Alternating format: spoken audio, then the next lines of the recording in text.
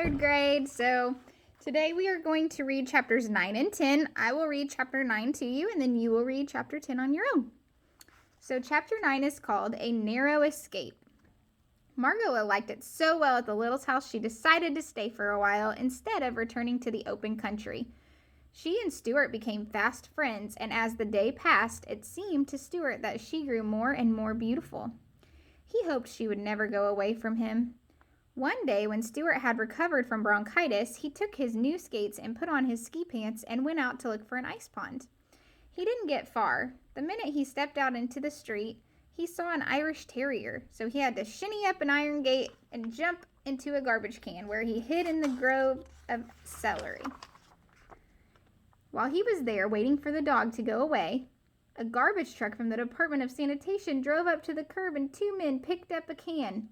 Stuart felt himself being hoisted high in the air. He peered over the side and saw that in another instant he and everything in the can would be dumped into the big truck. If I jump now, I'll kill myself, thought Stuart. So he ducked back in the can and waited. The men threw the can with a loud bump into the truck, where another man grabbed it, turned it upside down, and shook everything out. Stuart landed on his head, buried 2 feet deep in wet, slippery garbage. All around him was garbage, smelling strong. Under him, over him, on all 4 sides of him, garbage. Just an enormous world of garbage and trash and smell. It was a messy spot to be in. He had eggs on his trousers, butter on his cap, gravy on his shirt, orange pulp in his ear, and banana peel wrapped around his waist. Still, hanging onto his skates, Stuart tried to make his way up to the surface of the garbage, but the footing was bad. He climbed a pile of coffee grounds, but near the top of the grounds gave way and under him, and he slid down and landed in a pool of leftover rice pudding. I bet I'm going to be sick to my stomach before I get out of this, said Stuart. He was anxious to work his way up to the top of the pile because he was afraid of being squashed by the can load of garbage. When at last he did succeed in getting to the surface, tired and smelly, he observed that the truck was not making any more collections, but was rumbling rapidly along. Stuart glanced up at the sun. We're going east, he said to himself. I wonder what that means.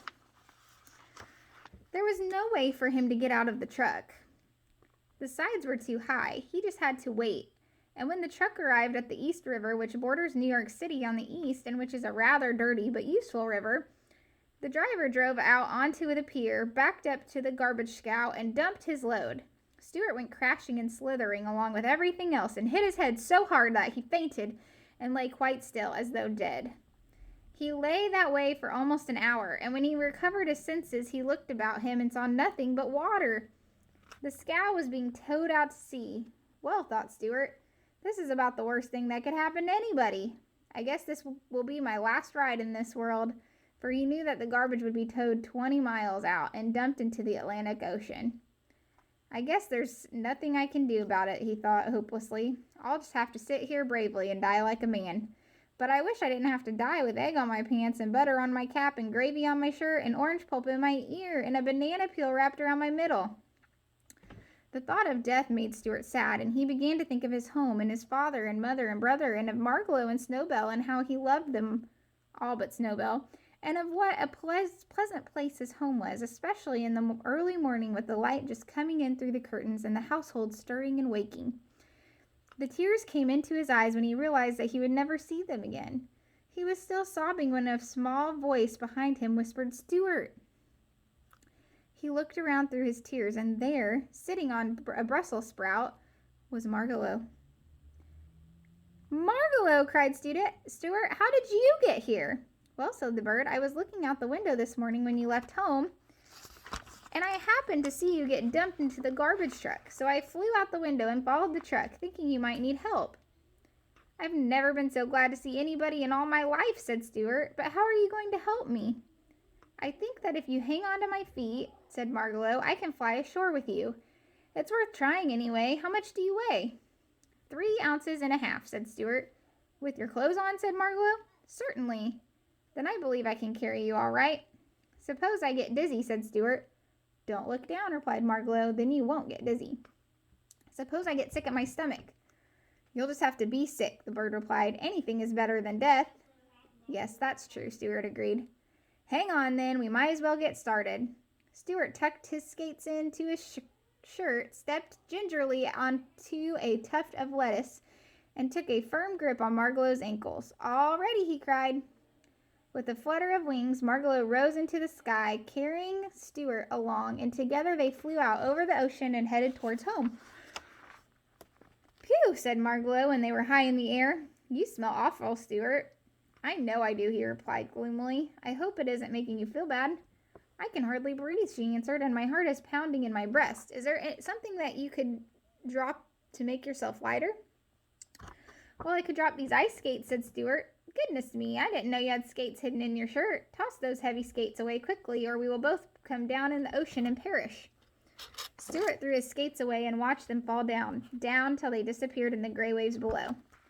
"That's better," said Margolo. "Now we're all right. I can already see the towers and chimneys of New York." 15 minutes later, in they flew through the open windows of the Littles' living room and landed on the Boston Fern. Mrs. Little, who had left the window up when she missed Margolo, was glad to see them back, for she was beginning to worry. When she heard what had happened and how she had near come losing her son, she took Stuart in her hand, and even though his clothes smelt nasty, and kissed him. Then she sent him upstairs to take a bath and sent George out to take Stuart's clothes to the cleaner. "What was it like out there in the Atlantic Ocean?" inquired Mr. Little, who had never been very far from home. So Stuart and Margolo told all about the ocean and the gray waves curling the white crests, and the gulls in the sky, and the channel buoys, and the ships, and the tugs, and the wind making a sound in your ears.